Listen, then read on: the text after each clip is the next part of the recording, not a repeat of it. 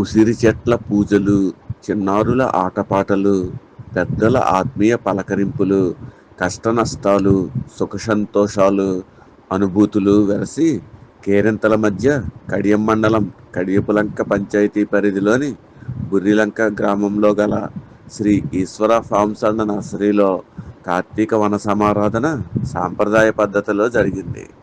TVC charitable trust chairman Tadala Vishnu Chakravarthi, Rajarajeshwari దంపతులు కుటుంబ సభ్యులతో శాస్త్రోక్తంగా పూజలు నిర్వహించారు.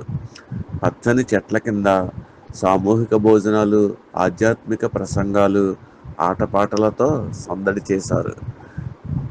విష్ణు చక్రవర్తి స్వీయ నిధులతో ఏర్పాటు చేసిన ఈ వన సమారాధనకు తూర్పుగోదావరి జిల్లా వైసీపీ అధ్యక్షులు చెల్లుబోయిన వేణుగోపాలకృష్ణ, మాజీ ఎమ్మెల్యే జక్కంపూడి రాజా, మాజీ రుడా చైర్మన్ మేడపాటి షర్మిళారెడ్డి, మాజీ డీసీసీబీ చైర్మన్ ఆకుల వీర్రాజు, డాక్టర్ గూడూరు శ్రీనివాసు, రాష్ట్ర గ్రీన్ అండ్ బ్యూటిఫికేషన్ మాజీ చైర్మన్ చందన నాగేశ్వర్, వైసీపీ రాష్ట్ర కార్యదర్శి గిరిజాల బాబు, వైసీపీ మండల అధ్యక్షులు యాదల సతీష్ చంద్ర స్టాలిన్ తదితరులు పాల్గొని ఉసిరి చెట్టుకు పూజలు నిర్వహించారు.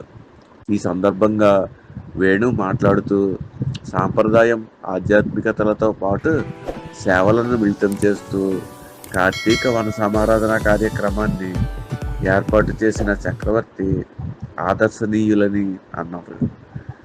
కడియం నర్సరీలలో మానవాళికి ఆక్సిజన్ అందించే మొక్కలను ఉత్పత్తి చేయడంలో గుర్తింపు పొందిన నర్సరీ రైతులను అభినందించారు.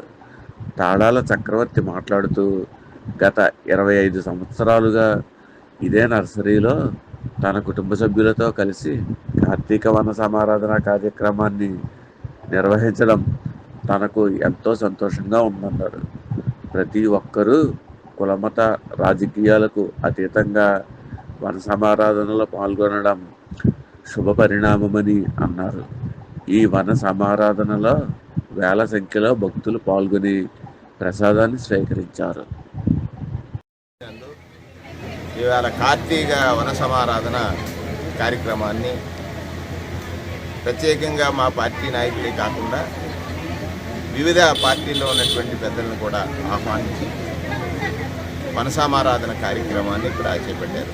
ఆ సందర్భంలో ఇప్పుడున్నటువంటి వృక్షరాజ్యమైనటువంటి అంటే కార్తీక మాసానికి ప్రతీక అయినటువంటి వృక్షరాజ్యం, వృక్షానికి పూజ చేయటం అనేటువంటిది ఆనవాయితీ.